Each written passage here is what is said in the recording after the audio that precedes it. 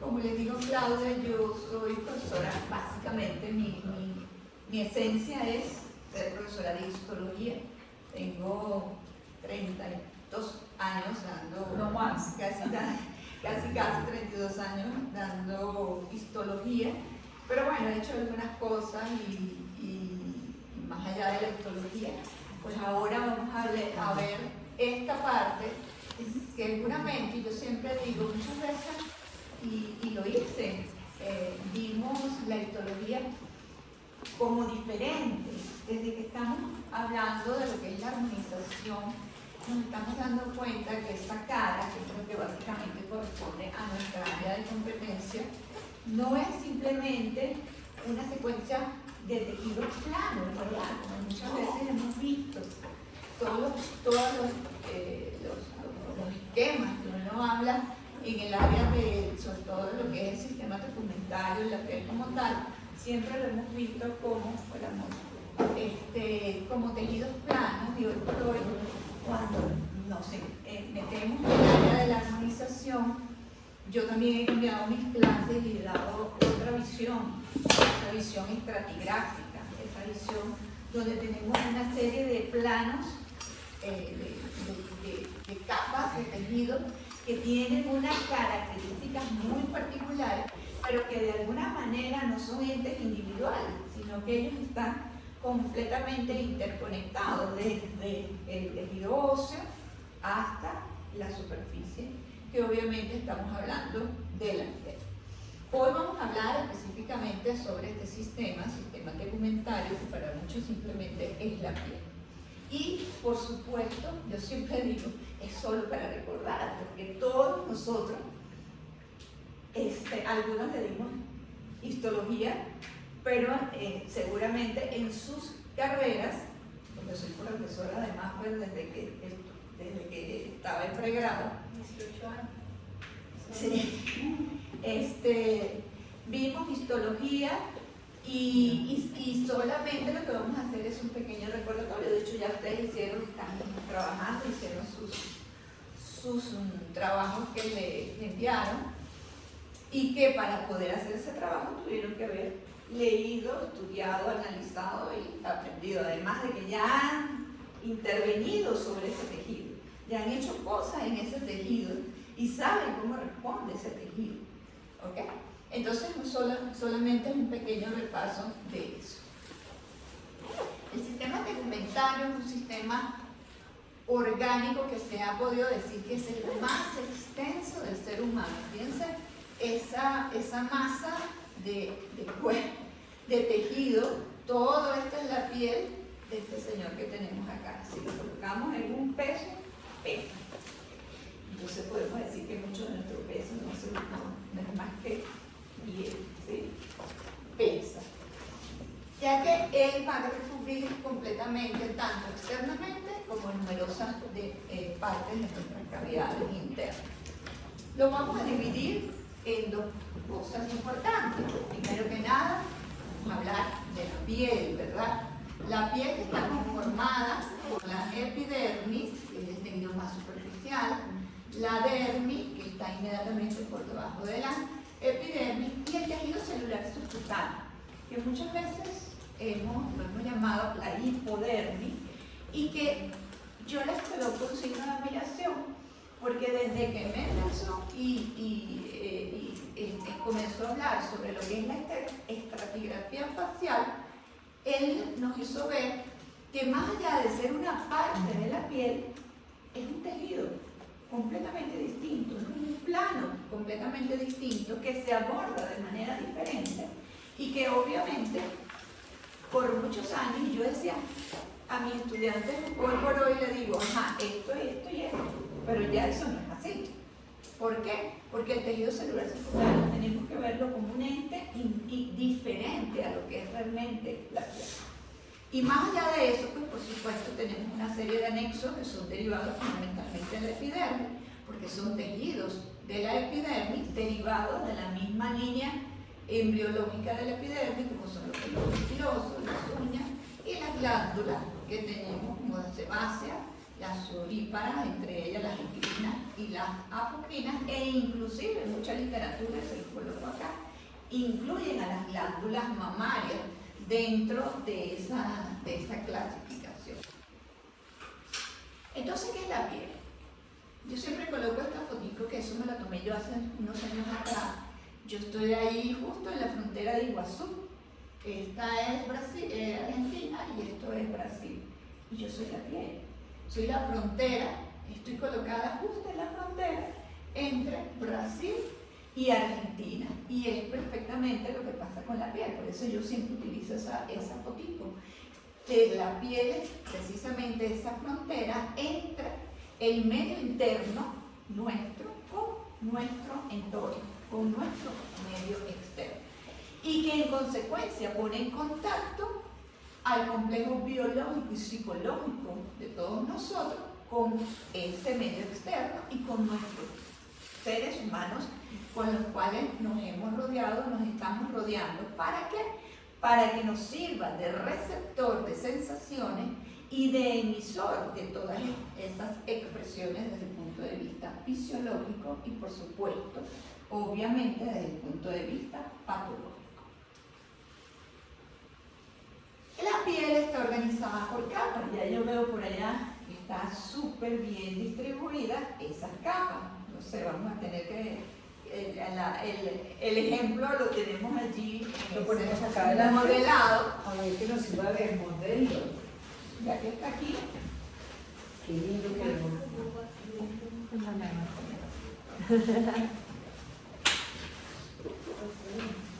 Ponerlo aquí en esta partecita para que no interfiera con la... Ok. Entonces, a pesar de todo lo que vimos ahora recién con esta foto donde está el cuerpo humano con su piel en un brazo, corresponde solo al 6% del peso corporal de todo el organismo, y es el órgano más extenso que puede medir más o menos 2 metros cuadrados. Bueno, 2 metros cuadrados para algunos. ¿En China o en Juan? Yo tengo una amiga que yo le digo que mide 1,5 metros, entonces ella tendrá como 1 metro de pie, ¿verdad? Pero se estima que aproximadamente, aquí tenemos 2 metros y tanto, el mayor representante del... ¿Cuánto mide, Luis? 1,90. 1,90. Okay. Y la estructura de la piel muestra considerables variaciones, eso también es muy importante, regionales, en cualquiera de las áreas, tanto en el espesor epidérmico como dérmico. El contenido de célula y la distribución de todos esos apéndices, que son el complejo pilosebáceo, que siempre lo relacionamos juntos, porque siempre el folículo piloso tiene su glándula sebácea accesoria, las glándulas sudoríparas y, por supuesto, distribuidas en las glándulas endocrinas y apical. Es glabra. ¿Qué quiere decir esto? Que no tiene pelo en ciertas áreas, como por ejemplo en los dedos, en la superficie de las palmas de las manos, en la planta de los pies, en los labios, pero el resto del cuerpo siempre hay una zona vellosa que puede ser más profunda, puede ser menos, pero siempre hay esa lanita, y sobre todo lo podemos ver en los niños recién nacidos, esa lanilla que se permanece en nuestro escuadro, en nuestro cuerpo, sin embargo es muchas veces poco visible. Desde el punto de vista embriológico, y aquí vamos a empezar a hablar cosas interesantes específicamente sobre esto, porque tiene un doble origen embriológico. Está formado por 2 líneas embriológicas diferentes. En primer lugar, tenemos la capa superficial, que sería la epidermis, que proviene del ectodermo. Son células ectodérmicas, ¿ok? Mientras que la dermis y la hipodermis tienen un origen igualmente, que son mesodérmicas, es decir, que se origina de la segunda capa de las 3 hojas germinativas embrionales. Por lo tanto, esto tiene características tanto embriológicas como histológicas, como fisiológicas, como patológicas, distintas a lo que podemos observar en estas capas más profundas, que serían estos elementos que tenemos acá. Por supuesto, estos son los folículos que, como bien sabemos, son parte de ese epitelio, un epitelio glandular, donde tenemos los folículos pilosos y además vamos a tener las glándulas sebáceas, esta es su glándula sebácea, y las glándulas sudoríparas. Hablemos entonces de la epidermis. La epidermis es el tejido más superficial. Esta se origina a partir del ectodermo superficial y se desarrolla igualmente de ese ectodermo superficial, tanto las glándulas sudoríparas como esos complejos pilosos, como habíamos hablado. En el proceso de diferenciación de esa epidermis, podemos ver cómo esta va a ser invadida precozmente por un segundo linaje de células que vamos a conseguir dentro de esa epidermis, de esas células de la epidermis, que ya vamos a llamar y vamos a ver cómo las vamos a llamar, que son los queratinocitos. Y dentro de ellas van a aparecer unos elementos celulares que no provienen de esta misma línea germinativa, como en este caso son los melanocitos. Los melanocitos se forman de la cresta neural craneal. Y ustedes me dirán, bueno, pero si tenemos epidermis, ectodermo, mesodermo y endodermo, las células de la cresta neural craneal, ¿cuáles son? Es una serie de células que se originan cuando el embrión que se está formando, el tubo neural. Y esas células tienen una característica muy importante, porque es una combinación de elementos ecto-mesenquimáticos. ¿Qué quiere decir esto? Que está formada por células del ectodermo, pero tiene un componente mesodermo.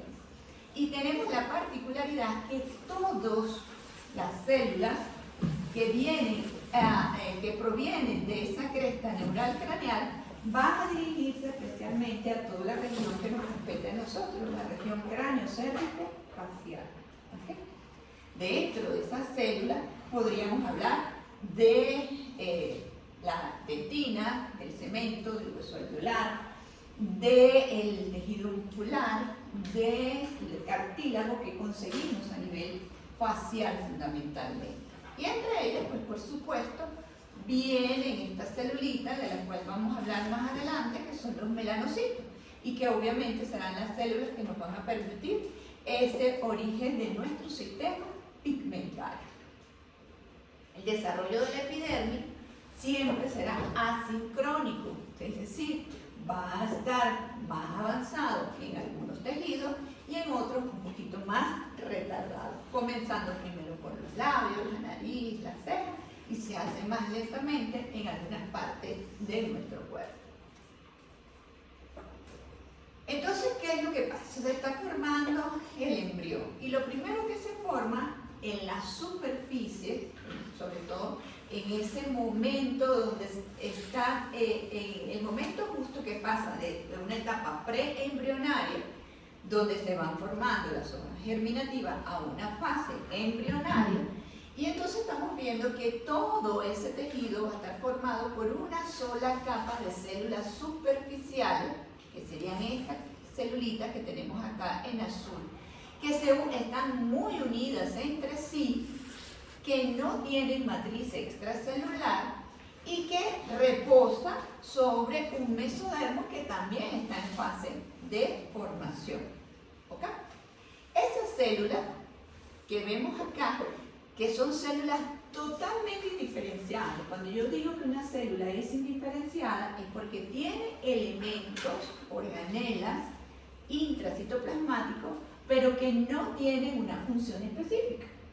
Solamente tiene una cantidad relativamente importante. No hay un elemento como, por ejemplo, pudiera haber una mayor cantidad de retículo endoplásmico rugoso y entonces yo digo, nada, esa célula es formadora de proteína. Pero aquí no hay un elemento. ¿Por qué? Porque ella va a permanecer en el tiempo y ella solamente va a cumplir una función específica, básica, que es dividirse por mitosis, para que las células del epitelio siempre tengan aproximadamente el mismo número de capas celulares. ¿Ok? Eso en esta fase, sencillamente esta pequeña capa de células que generalmente son células de forma cúbica y que lo único que vemos de extraordinario o de importante es que tiene una cantidad importante de glucosa, pero más nada especialmente de eso. Pasado el tiempo venimos a la cuarta semana, ya empezamos a tener una nueva capa de célula y esa capa de célula obviamente se origina de esta primera capa, es decir, una división mitótica y entonces ya no tenemos una sola capa de células, sino que vamos a tener dos capas de células. Y esa capa más superficial se le denomina peridermo.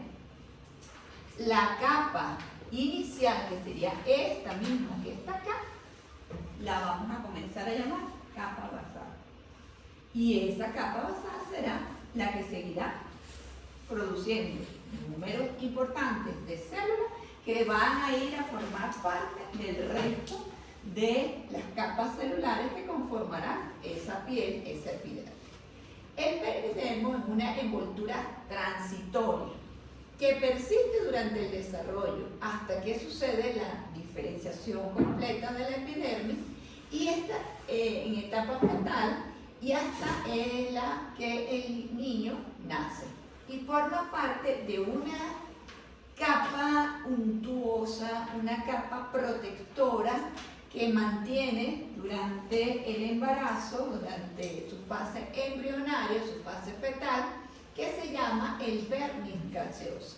Y ese vermis gaseosa es esto que estamos viendo acá. No sé si ustedes pueden.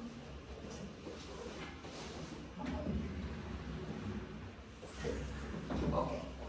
Este vermis gaseoso.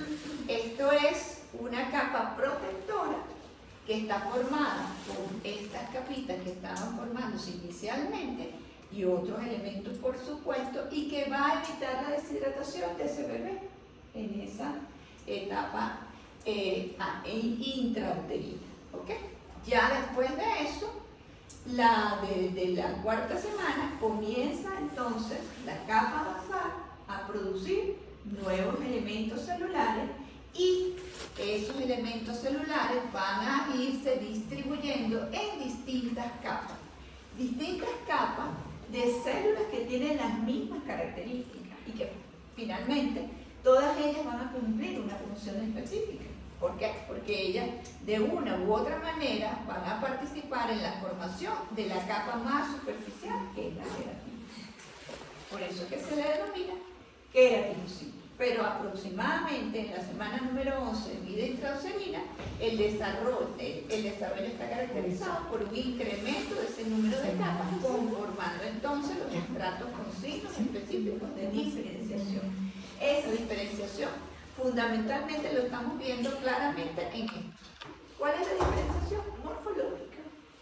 Estas son cúbicas, estas van a ser poliédricas, aunque a pesar de que no se ven tan poliédricas, estas van a ser planas. Y finalmente las últimas, que no son células per se, porque han perdido todas sus características intracelulares, pero tienen forma plana. Por esa razón, el epitelio se denomina epitelio estratificado, porque vamos a tener varias capas celulares, plano, porque la última capa es de células planas, o escamoso, como mucha literatura así lo denomina, y que por supuesto va a tener una proteína protectora, que en este caso es la queratina.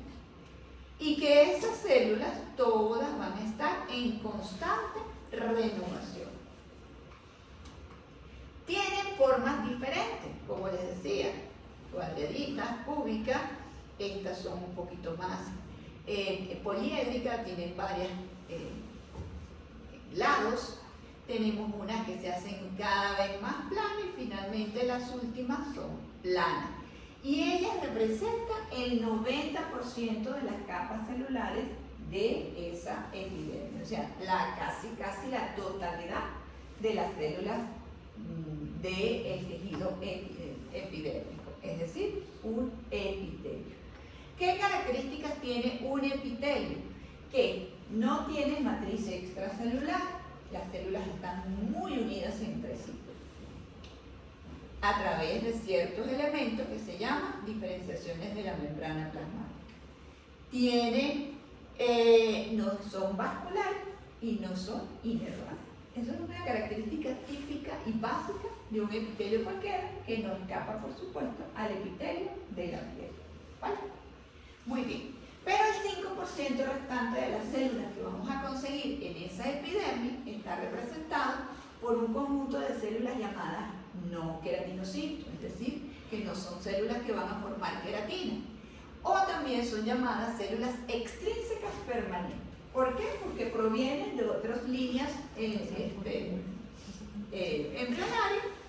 y que se encuentran alojadas dentro de ese epidermis y representarán entonces el 10% restante. Ese 10% restante son esta señorita que tenemos acá, que es el melanocito, que se ubica en posición basal.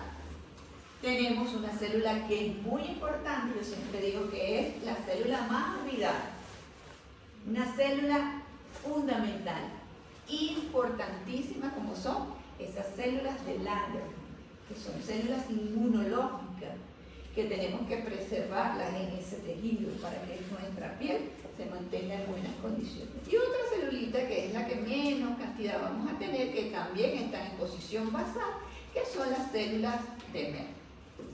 Más allá de eso, hay algunas células que no se contabilizan como tal, que son células extrínsecas transitorias, que provienen de la sangre. ¿Por qué? Porque hay una infección, porque hay una lesión, porque hay una alteración. Ellas llegan como células de defensa, actúan, cumplen su función y se van. Por eso que se le llaman extrínsecas transitorias. Provienen de la sangre, llegan al sitio, hacen su función y se retiran. Profe, una pregunta. Yo siempre he tenido la duda de que hasta qué punto es saludable el uso permanente de algunos alimentos como el retinol y digamos estos peeling entre comillas suaves que viven retirando la capa de queratinocitos sobre la piel. La pregunta es específica en el sentido de que pues por algo están ahí. Entonces, ¿qué trastornos o realmente sí es recomendable y por cuánto tiempo mantenerle el uso de ese tipo de productos en el paciente? Mira, lo primero que te digo que generalmente, o por lo menos los peelings que se manejan, son peelings superficiales y medios. ¿Qué significa esto? Que te van a eliminar esta capita que está acá, esta capita que está acá, y que probablemente puedan llegar al estrato espinoso. No estamos hablando de fenol, por supuesto. Estamos hablando de peeling cosméticos, que son los que nosotros podemos utilizar. Si te estás llevando estas capas epiteliales, ¿qué estás promoviendo? Que estas células empiecen a funcionar. Es como un estímulo. O sea, produce un estímulo. Si tú abusas, como todo, si tú haces una los aparatitos de microdermoabrasión que venden para que los pacientes, que las personas los tengan en su casa, y entonces todos los días se pasan, o una vez a la semana se pasan. Obviamente aquí estás pasando lo que tú me estás diciendo. Estás perdiendo toda la capa de células epiteliales y ahí sí podemos tener alteraciones, y ahí sí podemos tener lesiones en ese tipo de tejido. Pero los peeling o las maneras de hacer exfoliación, ya sea química, mecánica o de cualquier otro tipo, por otras como la paleta ultrasónica, todas esas cosas, lo que ayudan es a despejar, sobre todo el caso de que ¿qué pasa? Que cuando estas células se hacen un poquito más viejitas, su proceso de diferenciación de mitosis es más lento. Y las capas más superficiales no se descaman con facilidad. Entonces lo que estás creando es una mayor capa de células aquí, que cuando tú vemos que la piel ha perdido turgencia, que la piel ha perdido el brillo, que la piel ha perdido características de salud. Y con el peeling lo que hace es, primero, eliminas esas células que están allí, que no están cumpliendo ninguna función y que por el contrario te están produciendo una alteración en las características propias de ese tejido, y en segundo lugar estás estimulando a que las células basales, como ven que hay una pérdida mayor, no digamos masiva, pero es una pérdida mayor de esas células superficiales, ellas dicen, tengo que empezar a trabajar. ¿Por qué? Porque yo tengo que cubrir el espacio de ese tejido. Entonces es una manera de respuesta y de bioestimulación. Por eso, dentro de tantas formas de estimular o de bioestimular los tejidos, esto, tanto los peelings, vamos a hablar de exfoliación en forma general, estimulan, no eliminan las capas superficiales, pero estimulan las capas más profundas a que haya una mayor cantidad de mitosis para restablecer el tejido o los elementos celulares perdidos. ¿Sí? No sé si sirve una analogía, pero yo veo esto como podar un árbol. Sí. Cuando uno poda un árbol, estimula que esa toda la savia actúe. Claro. Tú lo que estás quitando es lo que está muerto, dañado. ¿Ok?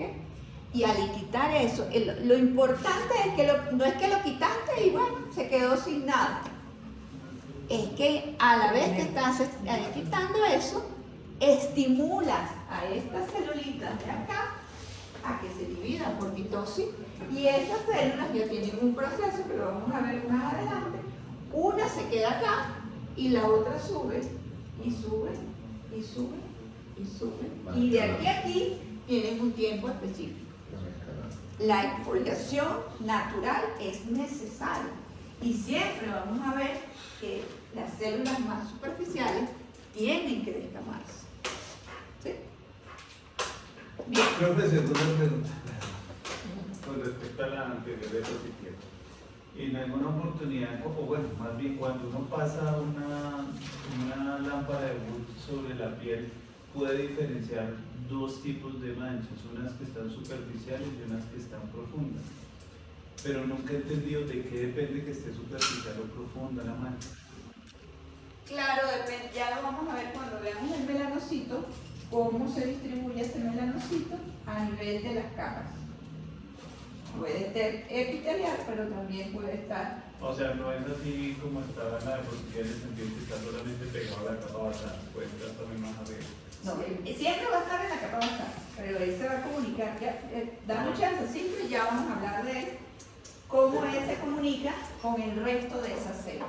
Porque una cosa que te voy a adelantar es que los melanocitos apenas el 5% de todos esos elementos celulares. Entonces, ¿cómo puede un 5% distribuir homogéneamente nuestra pigmentación natural, ¿no? Claro, ellos tienen contacto que permiten, tienen células asociadas. Y esas células asociadas son las responsables de esa distribución. Bien, bueno, hablemos un poquito rápidamente de los queratinocitos. Como les decía, se distribuyen en capas. Tenemos en primer lugar la capa o el estrato basal, que es una capa de células, una sola capa de células. No hay dos capas ni hay tres, hay solamente una sola capa de células, que son todas estas que yo estoy señalando acá. Esta es la capa de células basales, que son estas que tenemos acá. Tenemos un estrato espinoso, que generalmente es un estrato bastante grueso, que tiene varias capas celulares, que es todo esto que estoy señalando aquí. ¿Okay? Espinoso por la morfología que tiene esa célula.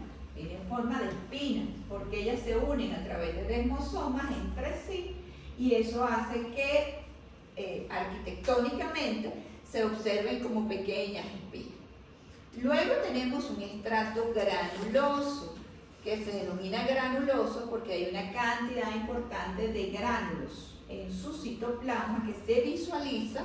Si ustedes lo ven, esto se ve un poquito más oscuro porque son muy basófilos, y esto no lo tienen. Es decir, que ahí hay un elemento formador de queratina bastante avanzado. Hay un estrato lúcido que sería este que está acá, que no lo vamos a ver allí, no lo vemos. ¿Por qué no lo vemos? Porque lo hay en tipos de epitelios específicos, aquellos que son muy gruesos, como por ejemplo en la palma de la mano o en la planta de los pies. En el resto, el estrato lúcido no existe.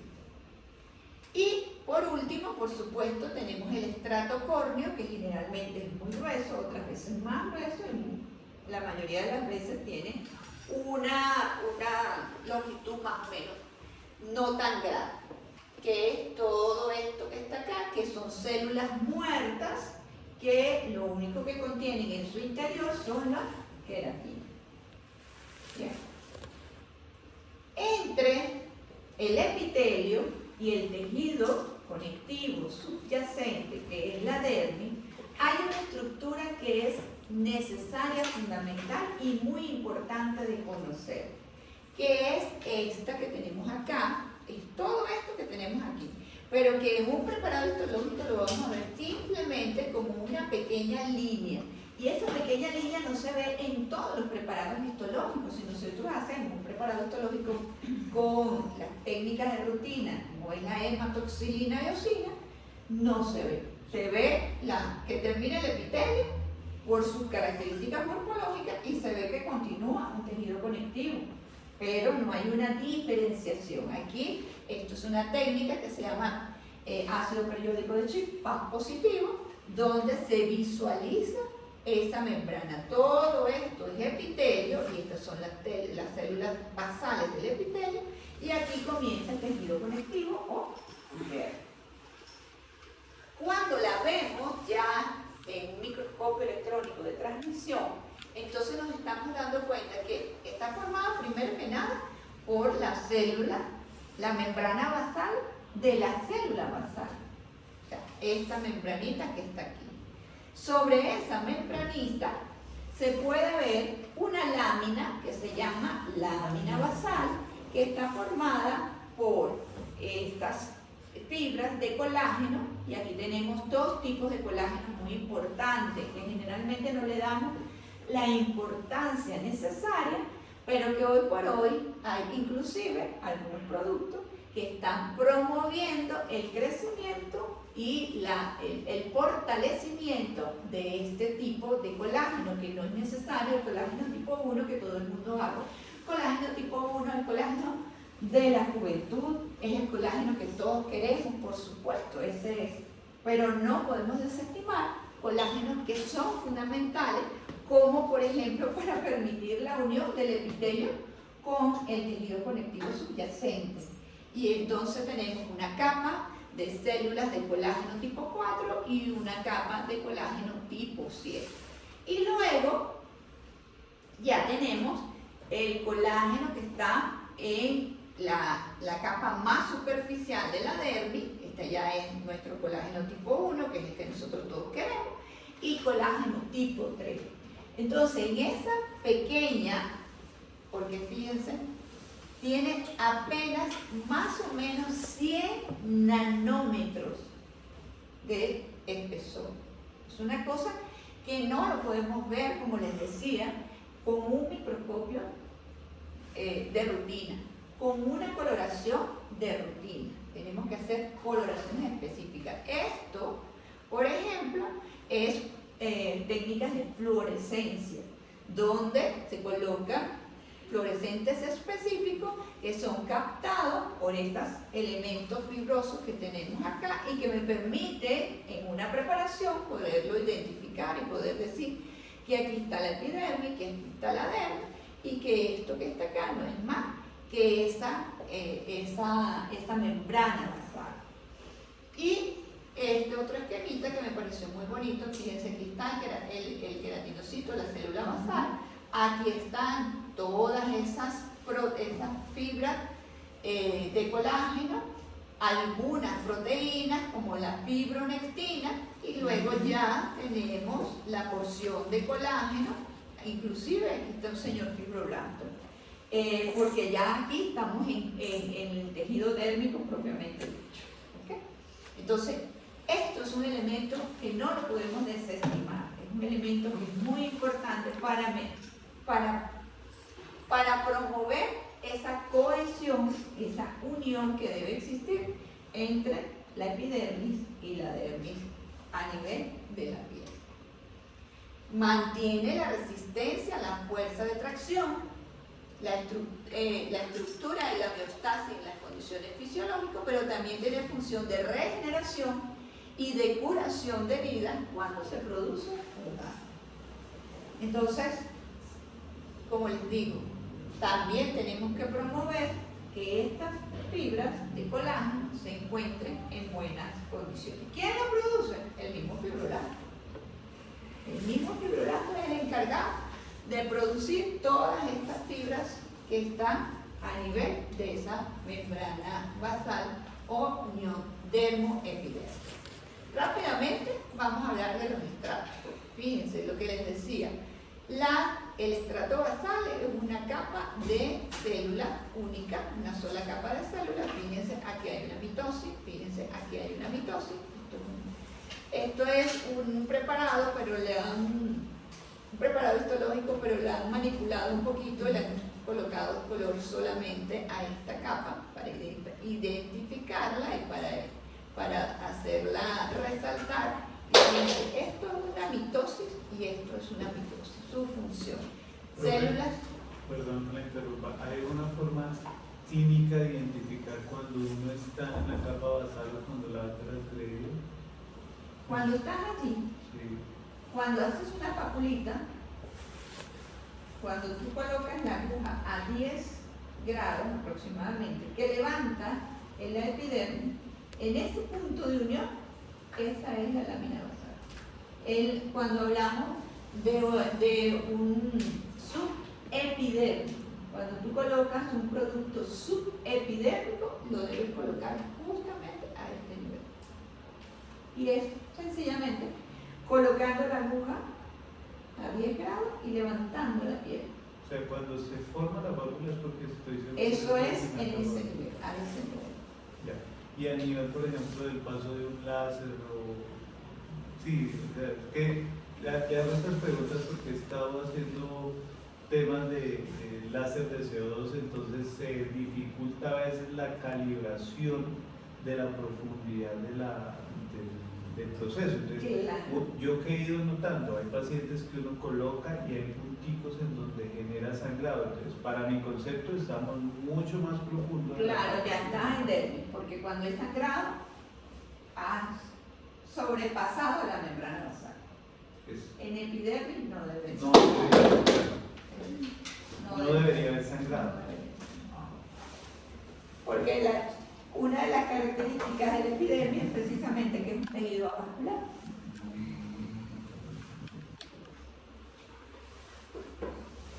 Entonces, se ubica sobre la membrana basal y se une a ella a través de estas estructuritas que vemos acá, que son hemidesmosomas, es la mitad de un desmosoma. Aquí hay un desmosoma, todos estos son desmosomas, que tienen dos partes, una que mira hacia una célula y otra que mira hacia la otra. Aquí hay una sola nada más. Está en constante mitosis, la regeneración continua de la epidermis se basa precisamente en esta capa de células y está constituido por una capa de forma cilíndrica.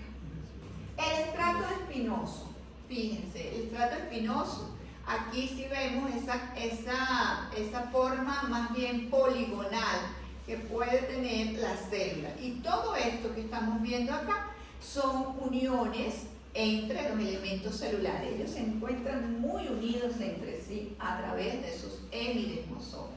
Generalmente tiene entre 5 y 10 capas de queratinocito de forma poliédrica, mientras más cerca de la superficie vamos a ir viendo este estrato, esas células ya se van haciendo más planas, porque el resto de las células más superficiales son planas.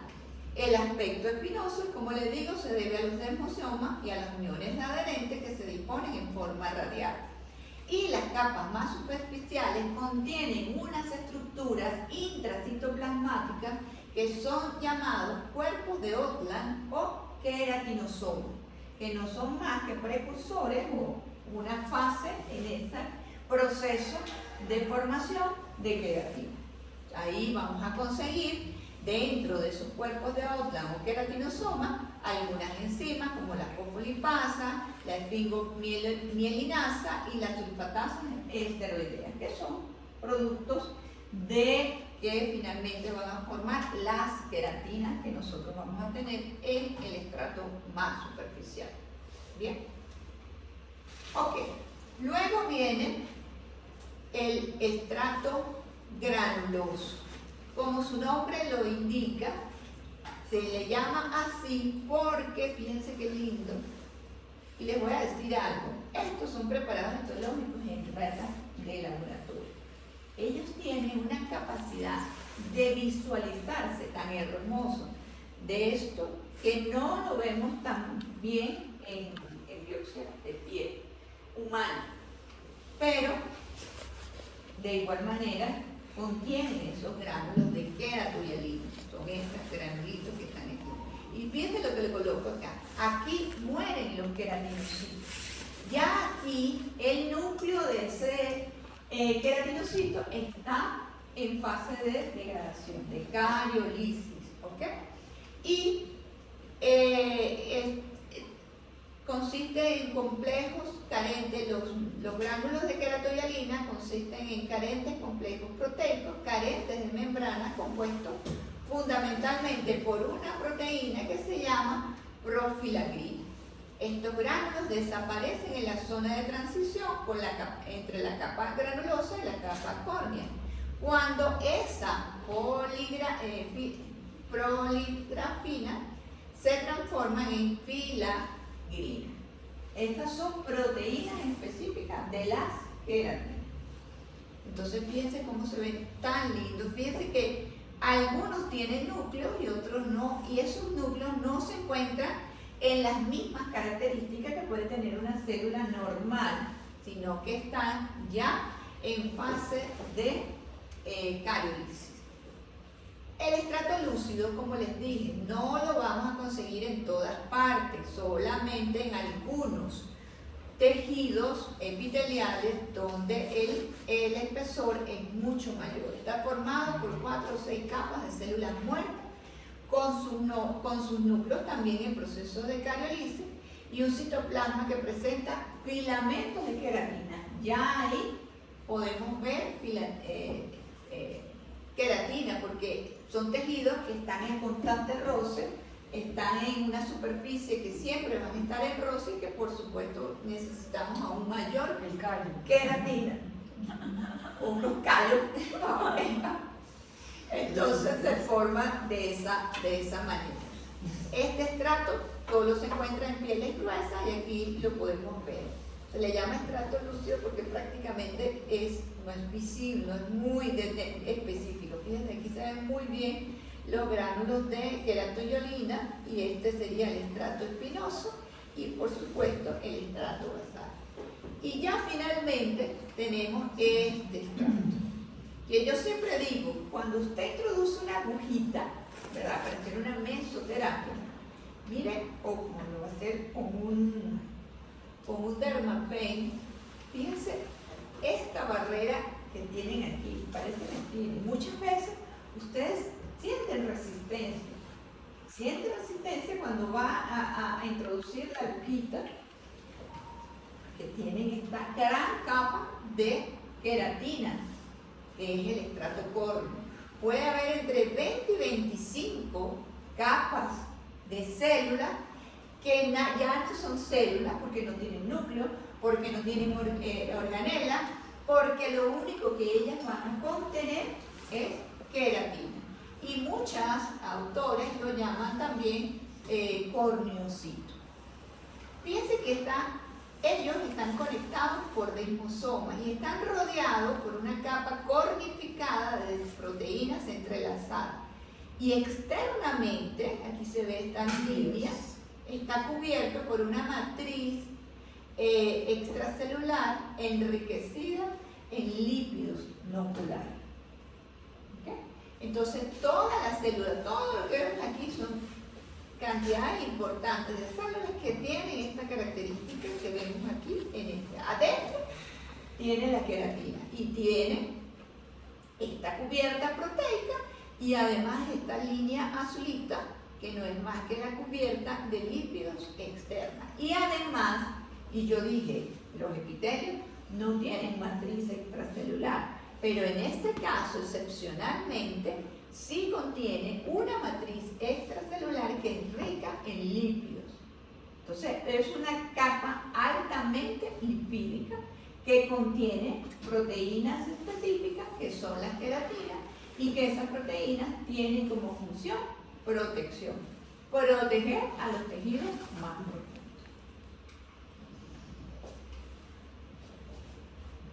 Bueno, eso es. En la superficie son laminillas córneas, células en proceso ya de descamación. El momento final del queratinocito no es quedarse aquí. Y fíjense, miren qué belleza. Esto es una célula en descamación. Es una célula que se está desprendiendo. En este preparado histológico se está viendo. Y hay uno que creo que tengo acá también, que es una fotografía en microscopio electrónico que se ve bellísimo. Esta célula tiene que descamarse.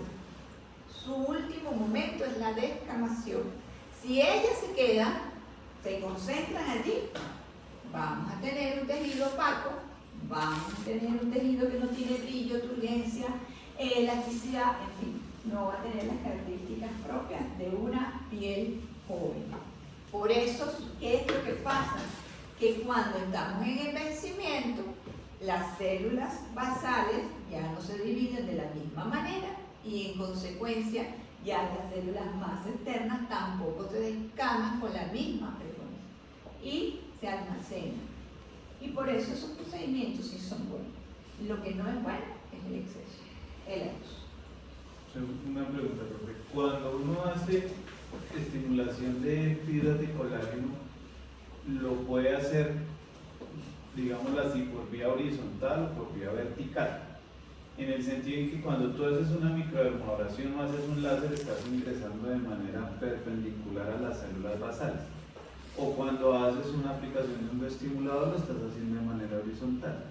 En una estoy agrediendo más la capa basal que en otra, que son todas las que son verticales, microdermoabrasión, láser o peeling.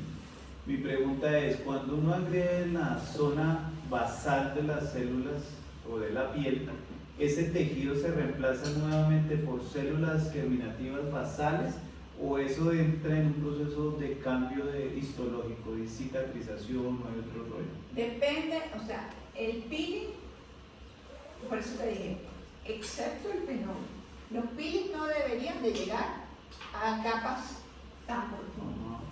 Ya el fenol, ya sabemos que es un proceso donde se elimina todo el epitelio y parte de la dermis. Y allí comienza un proceso de regeneración en donde habrán células que se diferencian en fibroblastos y comienzan a formar dermis, y habrán células que formen el queratinocito, que es los queratinocitos que van a formar el epitelio. Pero normalmente, y yo considero, yo no conozco mucho sobre el láser, pero no deberían de llegar la profundidad, si es para trabajar sobre la epidermis, no se debería de llegar a capas basales, porque esas capas basales también Es que pueden... el láser actúa por cromóforos. Entonces, el cromóforo tiene una afinidad por ciertos tejidos. Donde hay sangre, pues en la epidermis no le haría nada. ¿Ves? Entonces, por eso unos actúan más profundo y otros no, por mucho que sea vertical, lo que tú dices. Entra así vertical, pero no le hace nada de epidermis, porque estás con un láser diferente que tiene más afinidad y actúa a la sangre, ¿sí me entiendes? Pero a la hemoglobina. Entonces, hay unos que son más dependientes, por eso va a variar la onda y el cromóforo de la afinidad. Por eso tú puedes colocar un láser, pero no va a actuar en ese tejido porque él tiene que tener una afinidad a ese solamente que tiene ahí. Sea agua, entonces actúa más en el nivel de la epidermis, o sea, eso es diferente. No, o sea, no se lleva todo porque los láseres no van a actuar en todo porque todos los tipos son diferentes. La célula que tiene Sí, los cromóforos en la epidermis es el de la fusión. Entonces, Pero, la melanina es un cromóforo. Sí, Pero me preguntaba eso, o sea, ¿qué fisiológicamente es más correcto? Invadir la piel para producir colágeno desde arriba hacia abajo, pasando la capa basal, porque cuando haces una microdermabrasión vas a llegar a esas capas y vas a llegar de arriba hacia abajo. O mejor llegar, por ejemplo, con un bioestimulador en donde mi capa basal está acá y la estoy respetando y estoy metiéndome por Pero debajo. si tú estás Es que- son dos cosas diferentes. Es que depende de tu objetivo. Si tú estás con un bioestimulador de colágeno negro o zapatita, tú no tienes que hacer nada en la epidermis. Entras 45 grados a la dermis, porque es donde está el colágeno, porque si lo colocas superficial, pues no te va a servir para nada. Ahora, si yo estoy Y con te va a un producir lipolítico, yo no tengo que hacer nada en la epidermis ni en la dermis y me tengo que ir 90 grados profundo para llegar a las células adiposas. Entonces, depende del objetivo. Pero te digo, los láser también funcionan así. Depende de tu objetivo. ¿Qué vas a hacer? ¿Vas a hacer bioestimulación? Entonces vas a trabajar con un cromófero que se tenga la afinidad, entonces trabajas en el de dermis. Y no, ojalá todo actuar en epidermis, dermis. No todas las sustancias actúan. No hay un producto que actúe, tú tienes que ser objetivo. Vas a hacer esto, entonces vas a trabajar en tal capa. Por ejemplo, cuando hacemos microabrujamiento, la capa basal es la ideal porque necesitamos estimular esas células germinativas para que empiecen a generar tejido. Pero lo Se máximo que tú diferencia, puedas llegar se con un Ya microabrujamiento no hace ese es aquí. recambio tan fácil. Entonces, decir, a ver, mi amor, empieza a tener. Tú no llegas. Entonces, ahí es donde se trabaja. Depende Porque del ¿cuánto puedes colocarle para hacer un microabrujamiento? 2.5, 3. Entonces, tú no llegas más de aquí. Tú no llegas a la capa basal. Se dice que 1.5 es la capa basal de la profundidad en donde se debe actuar siempre, por eso se dice Claro, obviamente va a 1.5. depender del área, porque si tú vas a hacer un microabrujamiento con 2.5 aquí vas a llegar a los panículos adiposos inclusive. Exacto, la profundidad es muy importante. Y por eso si es vas a importante. hacerlo a este nivel, coloca que el paciente ya cuando tienes 1.5 empieza a decir, no me duele, me molesta. Y es que la estimulación Y la no puede angulación hacer de la aguja, por eso. desde la superficie, porque el efecto de la bioestimulación se irradia.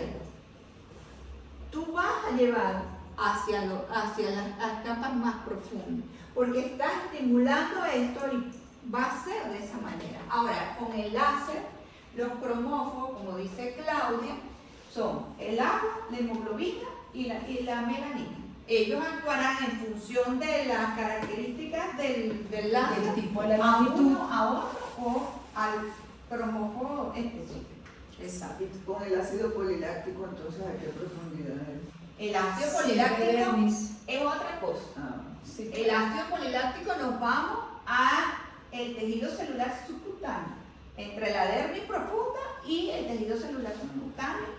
Es más un bioestimulador de superficial. colágeno, no lo puedes trabajar nunca epidermis, claro, porque no Tú hace no. nada.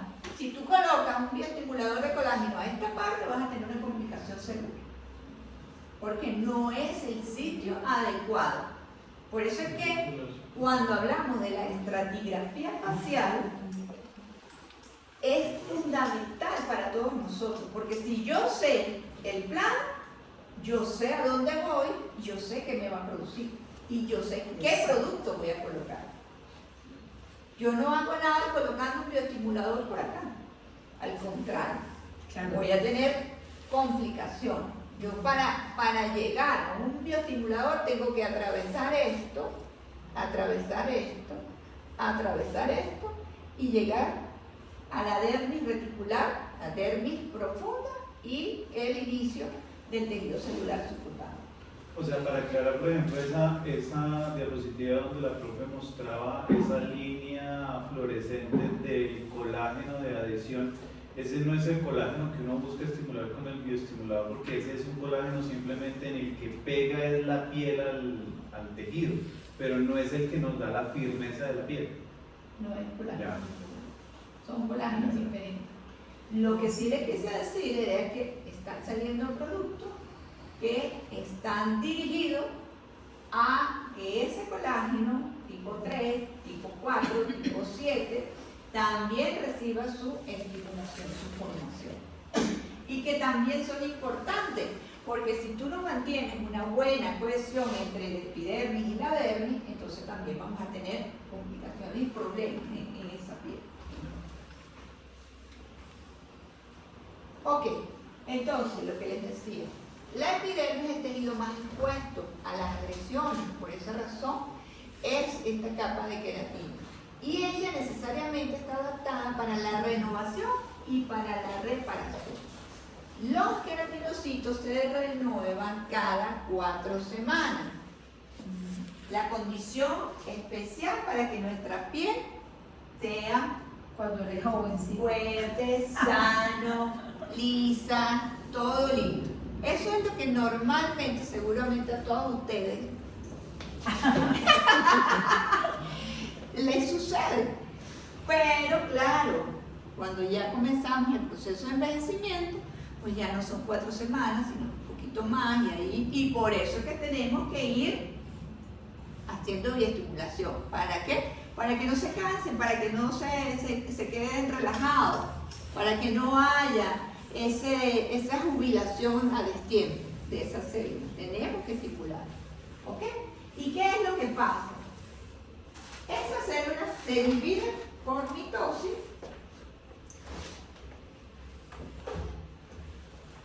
y dura 14 días aquí. Se dividió por mitosis, se quedó, hay una capa basal, porque estas dos son células basales, una se dividió, formó 2 células hijas, esta y esta, ¿ok? Estas 2 capitas quedan aquí, pasan 14 semanas en ese proceso, y luego, digo 14 días en ese proceso, y luego esta célula pasa y se transforma, hay una diferenciación, pasa y se transforma en estrato espinoso, sigue subiendo y se pasa a un estrato granuloso, y luego pasa a ser una célula córnea del estrato córneo para finalmente descamarse.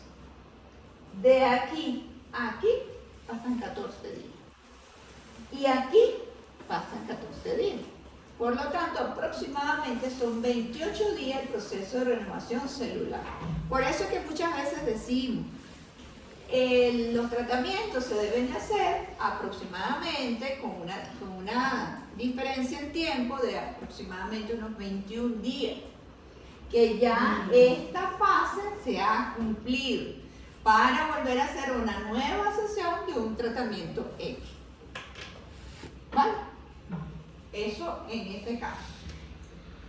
Un peeling, una microdermabrasión, una paleta ultrasónica, todo lo que permita a la superficie eliminar, tenemos que esperar mínimo un mes para volver, si es necesario, a repetir un procedimiento de ese tipo. Si nosotros lo hacemos, y lo hacemos, y lo hacemos, y lo hacemos, y lo hacemos, no damos chance a que esto pase.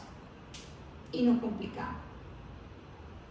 ¿Bien? Se inflama y se estresa y se forma, se estimula al melanocito. Profesora, eso explicaría por qué uno ve que hay pacientes con pieles muy bonitas pero con flacidez. Pudiera ser. O sea, Aunque la flacidez viene más bien por la falta de colágeno. Sin embargo, tú estimulas y el fibroblasto también recibe esa estimulación. Tú estimulas en la superficie y el fibroblasto recibe estimulación. Y el fibroblasto, sobre todo los que están en las capas más superficiales, comienzan a producir.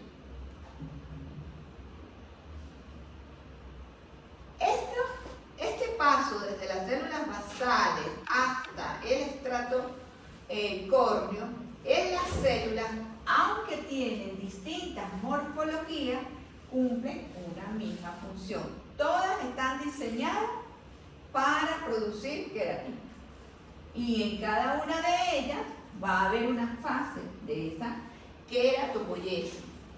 La diferenciación del queratinocito consta de una serie compleja de modificaciones morfológicas y eventos metabólicos que son programados genéticamente, cuyo punto final es un queratinocito muerto, es decir, el corneocito, que contiene filamentos de queratina y una membrana plasmática reforzada por aquellas proteínas y lípidos de las cuales ya hablamos hace un ratito.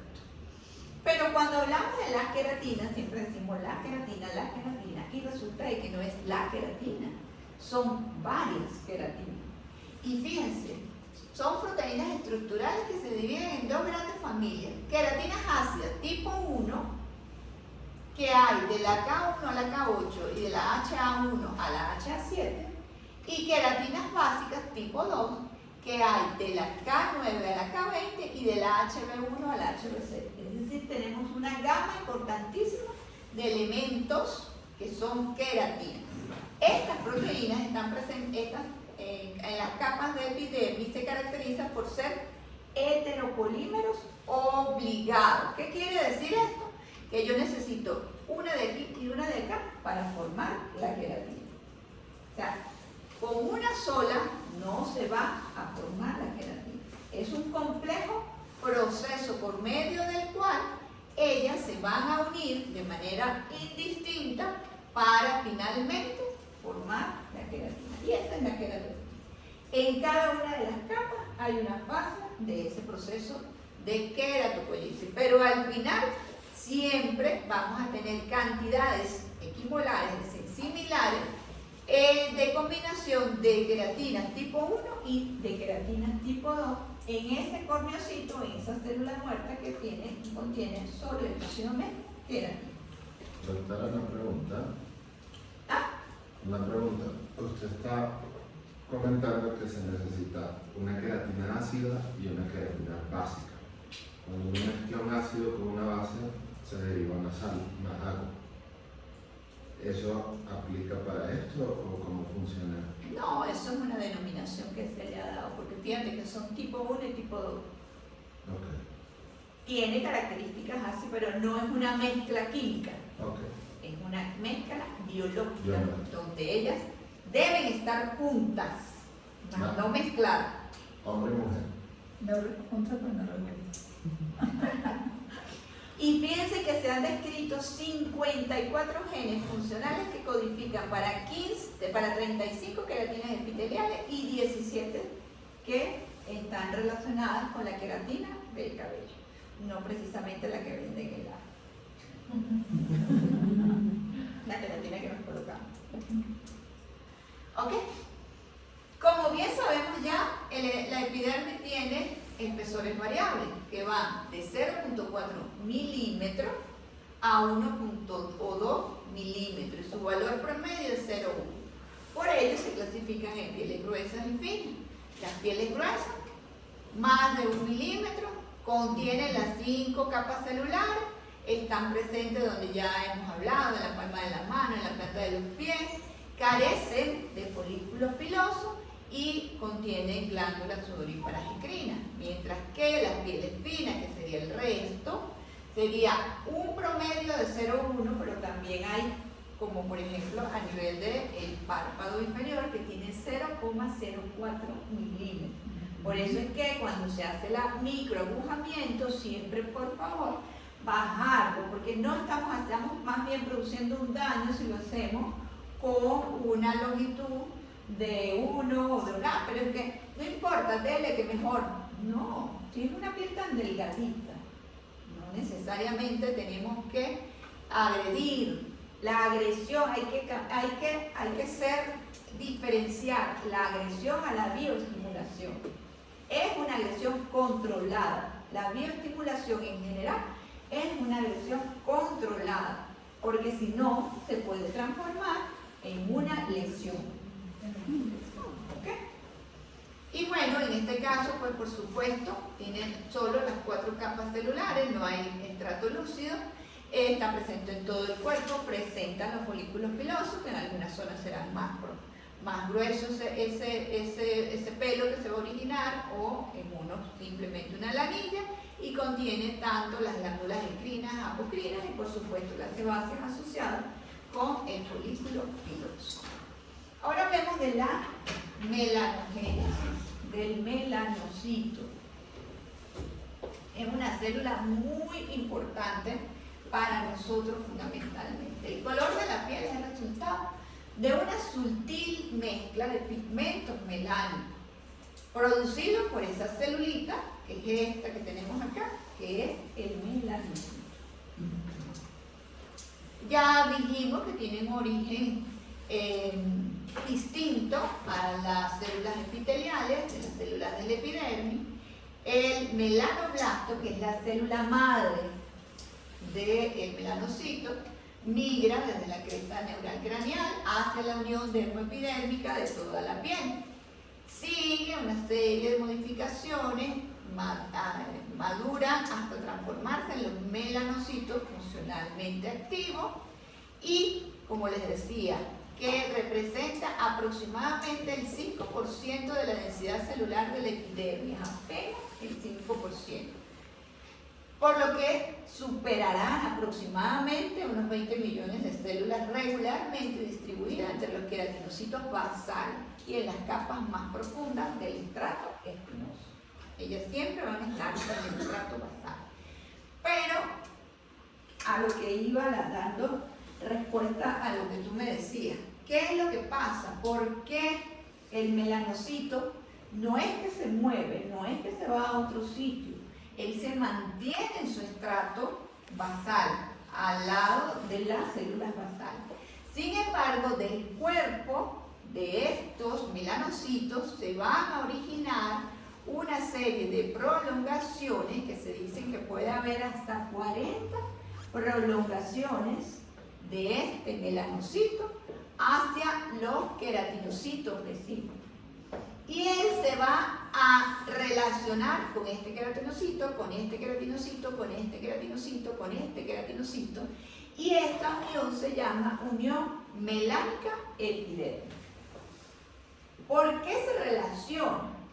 Bueno, porque el pigmento melánico está confinado dentro de las vesículas membranosas en el citoplasma celular del melanocito, que se llama melanosoma.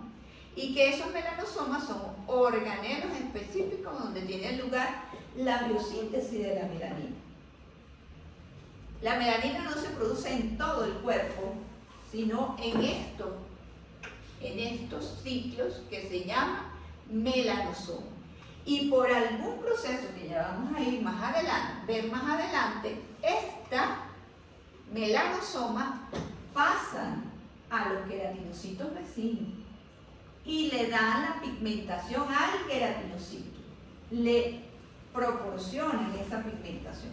Por eso es que la pigmentación de todos nosotros es homogénea.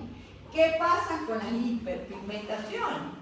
Bueno, obviamente hay una exacerbación en un grupo determinado de esos melanocitos que van a promover esa pigmentación. Pero por lo demás, todo es un solo melanocito con hasta 40 queratinocitos.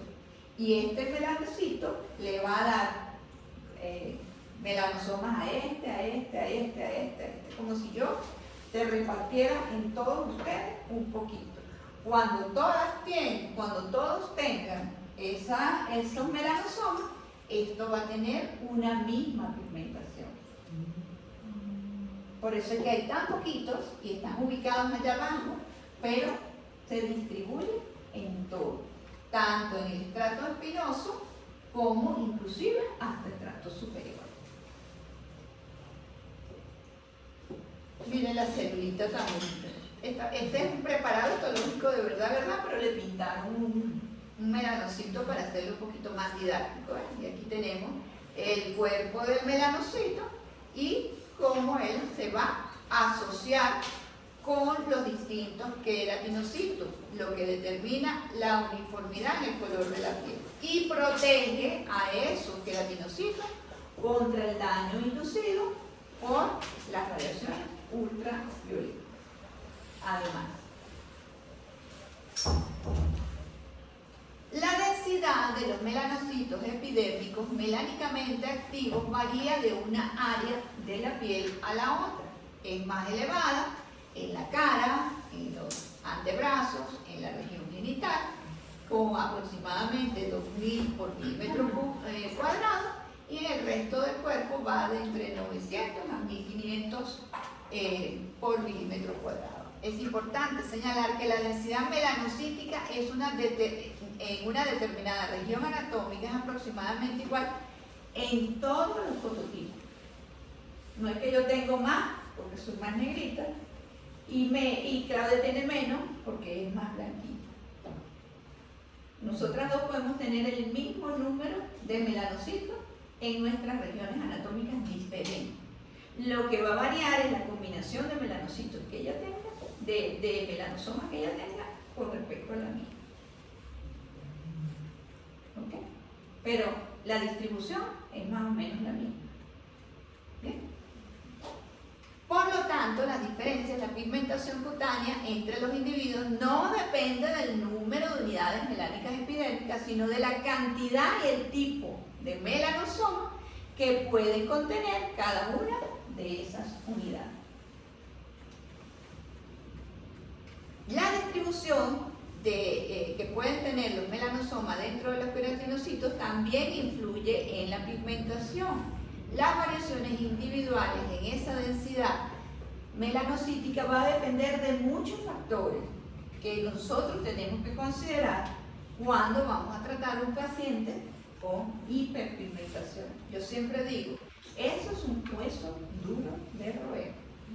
Ni el más pintado, ni el que más sabe, se le escapa que tenga complicaciones o que no logre el objetivo de eliminar totalmente, que no se elimine, se atenúa. Y si el paciente por casualidad salió al sol y se le olvidó colocar protector solar, llega al siguiente día. ¡Ay, mire! Hiciste. ¿Verdad? Y la estimulación más potente de la producción de melanina tiene que ver directamente con la exposición de rayos UV, o existen otras cosas que estimulan de la producción de melanina. Todo eso. Hormonal. Genético. Por eso es tan difícil tratar. Es multifactorial. A ver qué. A ver la teoría. O sea, todo eso influye. Genético. El número de melanocitos activos y su distribución en el tejido está determinado genéticamente. Ambientales. Por supuesto, la exposición a las radiaciones ultravioletas, pero ya no solamente, y estamos clarísimos que no solamente las radiaciones ultravioletas, sino que la luz blanca también es hasta más ruda. ¿Por qué? ¿Por qué es más ruda? Porque uno está en un sitio cerrado y no es capaz de colocarse un protector solar. Y yo se lo comento mucho a los odontólogos. Esa luz de esa lámpara constantemente, o sea, lo primero que tiene que llegar como odontólogo es a colocarse el protector solar. Porque obviamente no puede trabajar sin esa lámpara, es muy importante. Pero el envejecimiento, por supuesto. Con la edad se observa una disminución en el número de melanocitos activos, y eso que es una de las células que más baja senescencia tiene. Sin embargo, puede ser, y fíjense, se calcula una pérdida de 8% de los melanocitos cada 10 años. Y obviamente hormonales, porque a veces se nos olvida que hay una hormona que se llama hormona estimulante de los melanocitos. Y eso también hay que valorarlo en los pacientes. Si usted va a tratar una hiperpigmentación, vamos a ver cómo están esos niveles hormonales de ese paciente. Y eso creo que un muy bajo porcentaje de los clínicos le mandan que tengan un paciente con estas características, le hacen una analítica que tenga que ver con esta valoración de cómo está esa hormona. ¿Eso se puede establecer en sangre? ¿Perdón? ¿Esa se puede medir en sangre? Sí, claro. Se pide que hormona estimulante de melanocitos.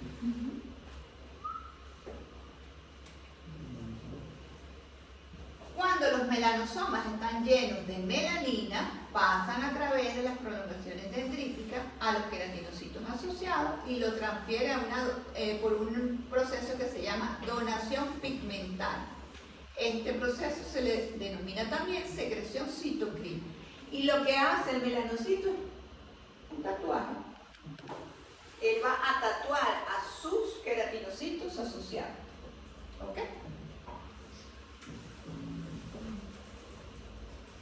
Pero fíjense algo interesante, y se lo que es bueno saber, a pesar de que los melanocitos se encuentran localizados fundamentalmente en la epidermis y bulbos pilosos, también existen melanocitos extracutáneos en el oído interno, en la cóclea, en el ojo, que no son realmente los melanocitos oculares parcialmente responsables del color. Se han clasificado en dos grupos, tanto uveales como del epitelio retinal, pero no tienen las características propias de un melanocito. Y por eso se discute un poco sobre si realmente son melanocitos los que producen o los que son responsables del color de los ojos, ya que presentan diferencias morfológicas relacionadas tanto con su origen como con el desarrollo. Pero también se han descrito melanocitos en ciertas zonas del cerebro, como la sustancia negra y el locus cerúleo, como en el hígado, por supuesto en la mucosa bucal, y nosotros lo podemos ver evidentemente, y más recientemente inclusive se han podido observar melanocitos en el corazón. Y con respecto a la sustancia negra o la presencia de los melanocitos a nivel del cerebro, fíjense este trabajo que me pareció muy interesante y por eso se los traigo. La sobreexpresión de la tirosinasa cerebral implica la producción de la en la producción de la neuromelanina dependiente de la edad en la patogenia de la enfermedad de Parkinson. Entonces, la enfermedad de Parkinson, como ya sabemos, hay una degeneración selectiva de las neuronas que contienen la neuromelanina, especialmente en esas neuronas dopaminérgicas de la sustancia negra. En el ser humano, esta neuromelanina se acumula con la edad, siendo entonces un factor de riesgo en el Parkinson. ¿Qué es lo que ha pasado? Que en los animales de experimentación no hay esta neuromelanina y por lo tanto no se ha podido avanzar mucho en las investigaciones para saber qué relación hay verdaderamente de esa melanina a nivel del cerebro con respecto a la incidencia o cómo podríamos mejorar la condición de la enfermedad del Parkinson. Pero es un descubrimiento que me pareció bien interesante. Otra cosa importante que siempre hablamos de las células inmunológicas y uno tiene un cuadradito sobre esas células inmunológicas y resulta de que se ha podido también determinar que el melanocito puede tener una cierta respuesta inmunitaria a nivel cutáneo. Su naturaleza dendrítica, su ubicación estratégica en la piel humana sugiere que puede contribuir en la respuesta inmunitaria local mediante la presentación antigénica, además de ofrecer protección, por supuesto, contra las radiaciones ultravioletas. No todas la melanina, pero sí algunas. Estudios recientes han revelado que los melanocitos pueden producir citocinas y quimiosinas proinflamatorias, que sería lo que tiene relación con la respuesta inmunitaria innata, y asimismo pueden expresar antígenos leucocitarios humanos y CD40, tanto esto como las moléculas de adhesión, dentro del contexto de lo que es la inmunidad adaptativa. Entonces, puede ser que tengamos un elemento más de ese sistema inmunológico que tiene que ver precisamente con el melanosoma. Ahora, ¿qué es la melanogénesis? ¿Cómo vamos a producir esa melanogénesis? Proceso biológico y bioquímico que conlleva a la biosíntesis de los melanosomas y de la melanina. La melanina son polímeros. Se trata de un conjunto de moléculas afines que presentan diferentes grados de polimerización y oxidación. Aunque el color del pigmento y su solubilidad en disolvente no sea específico, estas propiedades se utilizan para clasificar dos grandes grupos de melanina. ¿Cuáles son esas? La eumelanina y la feomelanina. Y ahí está la variación entre esta que está aquí y Claudia o cualquiera de ustedes. En la cantidad. La eumelanina es esta señorita que tenemos acá, que nos da la pigmentación de marrón a oscuro, insoluble en la mayoría de disolventes, resulta de la polimerización oxidativa de diversos precursores indólicos y que tiene una estructura cíclica derivada de la dopaquinona. Y la feomelanina, por eso digo que los rubios son feos. La feomelanina, ¿cómo es que le dicen que gana? Aquí ya. Las personas rubias. Catira, rubia, Monas. Catira es de Venezuela, ¿no? Catira. Catira que tira. También. La feomelanina es del color amarillo-naranja, solubles en base y con alto contenido de nitrógeno y azufre. Y proviene de la polimerización oxidativa de la cisteína. ¿Ok? ¿Cómo hacemos? ¿Cómo se produce?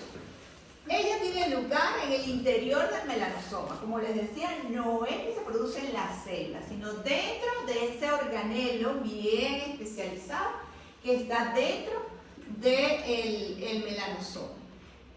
Que obviamente, dependiendo si es uno u otro, se llamará feomelanosoma si contiene la feomelanina y eumelanosoma si contiene la eumelanina.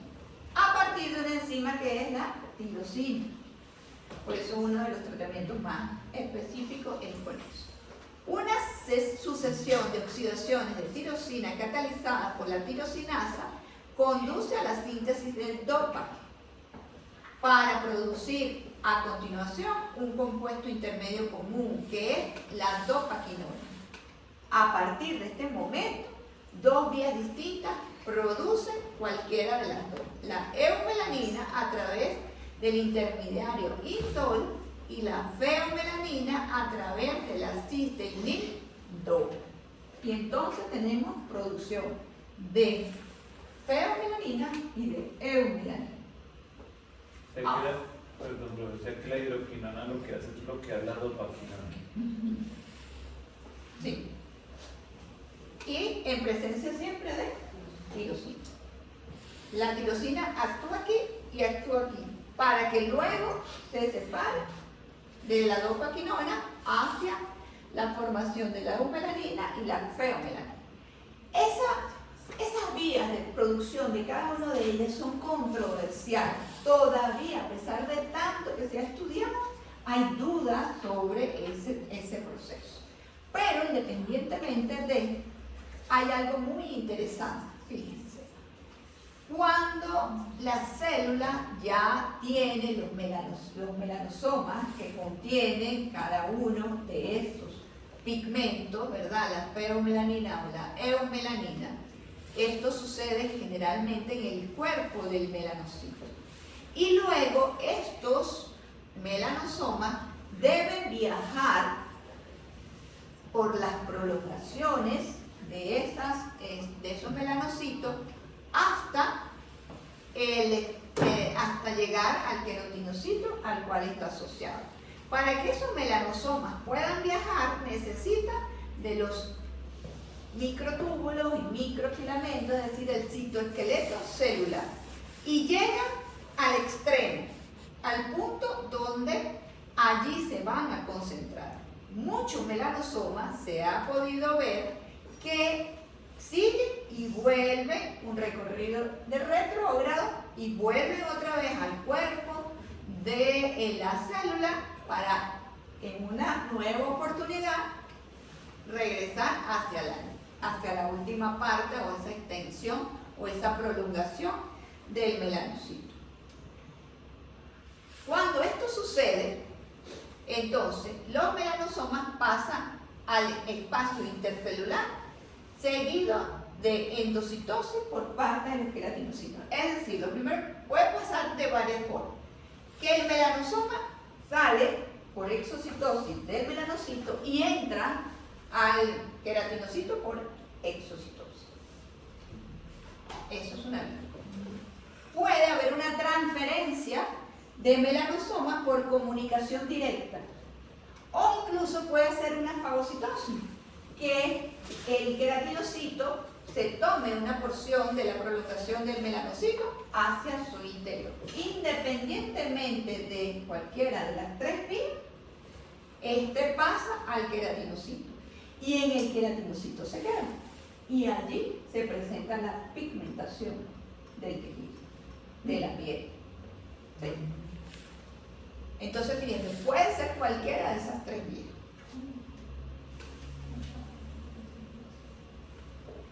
Ese color de la piel está sometido a muchas variaciones, a muchas influencias de estímulos que pueden ser externos y que pueden ser internos. Y estos estímulos inducen modificaciones tanto en la calidad como en la cantidad de la melanina que se pueda estar sintetizando, del número de melanosomas que podemos tener, de la dendricidad, es decir, de la cantidad de prolongaciones melanocíticas que podemos tener, y de la transferencia de esos melanosomas hacia los queratinocitos asociados. En consecuencia, los factores más importantes podemos nombrar es las radiaciones ultravioletas, sobre todo las UVB, las hormonas estimulantes de los melanocitos, los factores de crecimiento y la acción del fibroblasto. Y aquí quiero hacer un paréntesis importante. Si tenemos un fibroblasto envejecido, senescente, donde hay una dermis deprimida, donde hay una pérdida de colágeno, lo más probable es que haya una hiperpigmentación.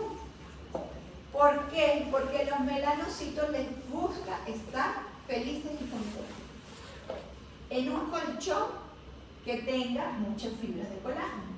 Si esto no tiene, entonces él se pone activo y dice, me siento mal, quiero hacer, y comienza a producir y comienza a producir. Algo tan sencillo, o sea, si ustedes hacen una bioestimulación de las células del fibroblasto, de la dermis, ustedes están minimizando la posibilidad de que haya una hiperpigmentación, porque mientras el queratinocito, mientras el melanocito se encuentre felizmente, él no va a producir más pigmento y no va a haber las manchitas o la hiperpigmentación que pueda tener ese paciente. Entonces, una manera de prevenir estas hiperpigmentaciones es sencillamente hacer una buena bioestimulación, hacer que ese fibroblasto funcione, que tengas una dermis, que tenga muchas fibras de colágeno. ¿Vale? Parece mentira, pero es así. Necesitas un buen colchón. Yo siempre digo, tienes que tener un buen colchón donde ellos reposen con tranquilidad y no hiperfuncionen. ¿Bien? Y obviamente también tenemos otros factores que pueden influir, como la luz visible y el sistema inmunológico. De todo esto, me imagino que ustedes conocen muy bien los fototipos cutáneos, pero de hecho vamos a hablar un poquito muy rápido. ¿Quieres que hagamos un break aquí? ¿Sí? A ver, que ya está esperando el tema que ya les tienen abajo un break. Bajamos y regresamos. ¿Listo? Bien. Para que ya empecemos con nuestro dificultad.